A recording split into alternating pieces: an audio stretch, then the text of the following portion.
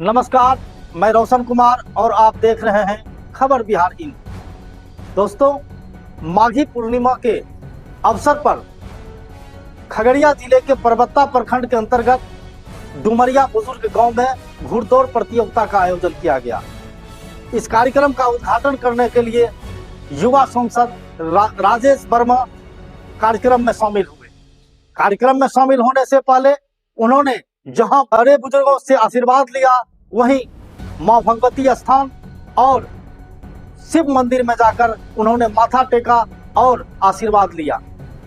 कार्यक्रम का उद्घाटन उन्होंने फीता काटकर किया और उन्होंने अपने संबोधन में स्पष्ट रूप से कहा कि खगड़िया के चहुमुखी विकास के साथ साथ यहाँ के विभिन्न खेलों का भी विकास हमारे जेहन में है और उसके लिए हम संकल्पित हैं।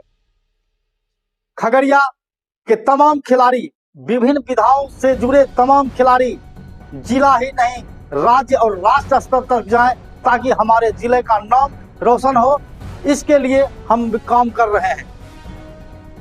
उन्होंने अपने संबोधन में स्पष्ट रूप से कहा कि जो लोग हमें बाहरी बताते हैं या बाहरी समझते हैं, उनके लिए मैं कह दूं कि बहुत ही जल्द अगले चुनाव से पहले हमारा यहाँ अपना घर होगा खगड़िया में, और हमारे आधार कार्ड, पैन कार्ड पर खगड़िया का पता होगा।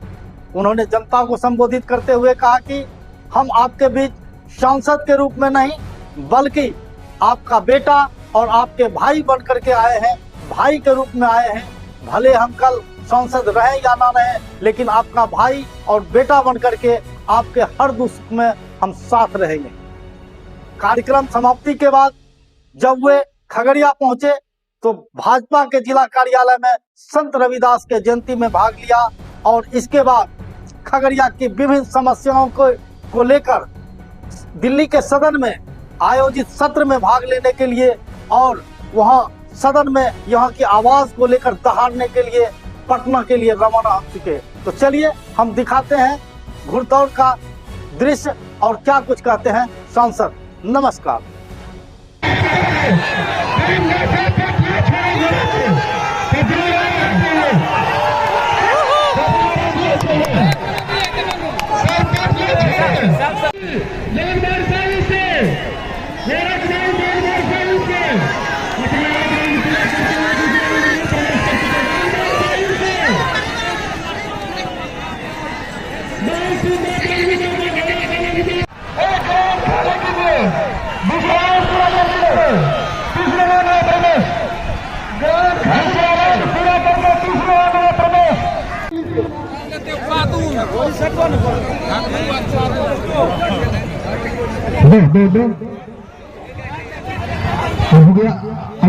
और साथ ही साथ हमारे बड़े भाई बाबूलाल सौर जी ने कहा कि 1000 करोड़ की योजना खगड़िया में आई है।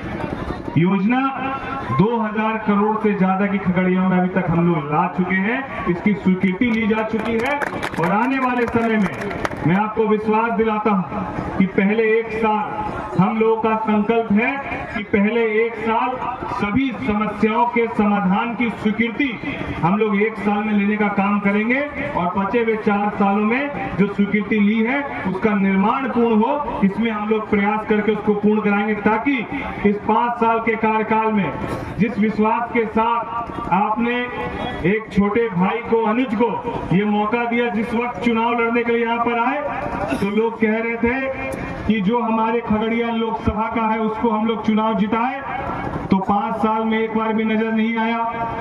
अभी अगर हम इसको चुनाव लड़ा देंगे तो लोकसभा के बाहर का है, तब तो और नजर नहीं आएगा। और उस दिन के बाद से, चुनाव जीतने के बाद से, सत्र के बाद का एक एक दिन कहीं बीत रहा है तो खगड़िया लोकसभा के किसी न किसी विधानसभा में बीत रहा है।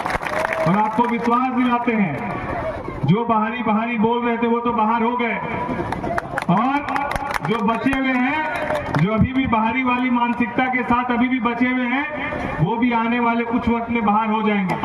इसीलिए मैं सबसे कहना चाहता हूं कि हम लोग कभी भी किसी से भी द्वेष भावना के साथ, कोई किस जाति का है, किस मजहब का है, किस धर्म का है, बिना ये सोचे हुए, जो 20 लाख खगड़िया की जनता है वो एक एक जनता मालिक है और उनकी सुनवाई के लिए ये आपका सांसद 100% आपके बीच रहने वाला है। और आने वाले अगले चुनाव के पहले जहां मैं आवास योजना के तहत हमारे खगड़िया लोकसभा के लगभग हम लोग 50,000 परिवार के आवास का निर्माण पूर्ण कराएंगे, जहां ये तमाम योजनाएं पूरे खगड़िया लोकसभा की पूर्ण होगी, वहीं पर आपके सांसद का स्थायी निवास भी खगड़िया लोकसभा में तब तक बनकर पूर्ण होगा और फिर आपके सांसद का घर भी यही होगा और आपके सांसद का आधार कार्ड और पैन कार्ड में एड्रेस भी यही का होगा। आप बेफिक्र रहिए।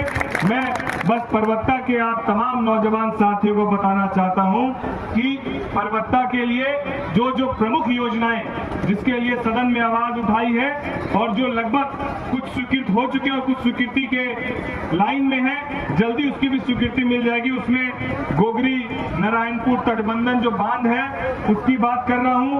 52 कोटरी 53 द्वार के विषय में आपने 2 दिन पहले देखा ही होगा कि हम लोगों ने सत्र में इस विषय को मजबूती से उठाया और इसके स्वीकृति के लिए राज्य सरकार से भी हम लोग प्रस्ताव भेजने का काम करेंगे। इसके साथ साथ जो एक लंबे समय से लंबित अगवानी सुल्तानगंज जो पुल है, जो 2 बार गिरा, 3 बार गिरा और कई कारणों से फिर बंद हो गया, उसे भी हम लोग आने वाले समय में चालू कराकर और अपने कार्यकाल में पूर्ण कराने का काम करेंगे ताकि आप सबके लिए आने जाने में सुगम हो सके। आश्रम से माधवपुर नया गांव रिंग बांध का जो निर्माण है उसको भी सदन में उठाने का काम किया है, उसकी भी स्वीकृति हम लोग जल्दी लेने का काम करेंगे। 15 करोड़ की लागत से जमालपुर बाईपास सड़क का निर्माण होने से न केवल जाम से मुक्ति होगी बल्कि आप सभी लोगों के आवागमन में बड़ी सुलभता आएगी। नया गांव में विद्युत उपकेंद्र, उसको 13 करोड़ की लागत से बनने का काम होगा। गोगरी में विद्युत उपकेंद्र के लिए 13 करोड़ लगाया जाएगा। परबत्ता में खेलो इंडिया स्कीम के तहत मल्टी स्पेशल जो है हम लोग खेल के मैदान की भी स्वीकृति जल्दी ही कराकर हो चुकी है, जल्दी निर्माण कराकर उसको भी हम लोग पूर्ण कराने का काम करेंगे। और आप सब अपना स्नेह प्यार आशीर्वाद इसी तरीके से बनाए रहिए। आपका सांसद पूरे तरीके से सांसद की हैसियत से नहीं, नेता 5 साल में बदलते रहता है लेकिन संबंध जीवन भर का रहता है। तो बतौर सांसद नहीं, बतौर व्यक्तिगत आपका भाई और बेटा होने के नाते कह रहा हूं कि अपना और हमारा और आपका संबंध राजनीतिक रूप से नहीं, व्यक्तिगत रूप से ऐसा रखना है कि कभी भी सांसद रहूं नहीं रहूं लेकिन आपकी जब भी आवाज आए तो एक अनुज के नाते, एक भाई के नाते आपके बीच आ सकूं। इसी उम्मीद के साथ मैं फिर से सभी आयोजकों का और आप सभी मौजूद हमारे नौजवान साथी अभिभावकों का कोटि कोटि धन्यवाद देता हूं और ये विश्वास दिलाता हूं कि जल्द ही 5 साल में सभी योजनाएं पूर्ण होगी, चाहे वो मेडिकल कॉलेज की बात हो, चाहे वो खेल के मैदान की बात हो, चाहे वो पुल पुलिया की बात हो, चाहे 1300 किलोमीटर खगड़िया लोकसभा की ग्रामीण सड़कों की बात हो जिसकी स्वीकृति आरडब्ल्यूडी से हम लोगों ने लेने का काम किया है। ये तमाम सड़कों का बनाने का निर्माण का काम जल्दी शुरू हो जाएगा और खगड़िया को हमको भय मुक्त बनाना है। खगड़िया को भय मुक्त बनाना है। डर सिर्फ एक आदमी से लगना चाहिए, महादेव और हनुमान जी से बड़ा कोई शक्तिशाली नहीं है। इसलिए डरना सिर्फ एक व्यक्ति से है। सबको साथ लेकर चलना है। सबकी एक ही मानसिकता, एक ही विचारधारा होनी चाहिए कि हमको अपने क्षेत्र का विकास करना है। सबको साथ लेकर चलना है और खगड़िया को आर्थिक रूप से मजबूत और कुशल बनाना है। इसी सोच के साथ मैं भी काम कर रहा हूं और इसी सोच के साथ आप सबकी आवाज बनकर, खगड़िया की आवाज बनकर लोकसभा में उठाने का काम करता हूं। इन्हीं चंद बातों के साथ फिर से आप सबों का साधुवाद करते हुए अपनी वाणी को विराम देता हूं। जय हिंद, जय भारत।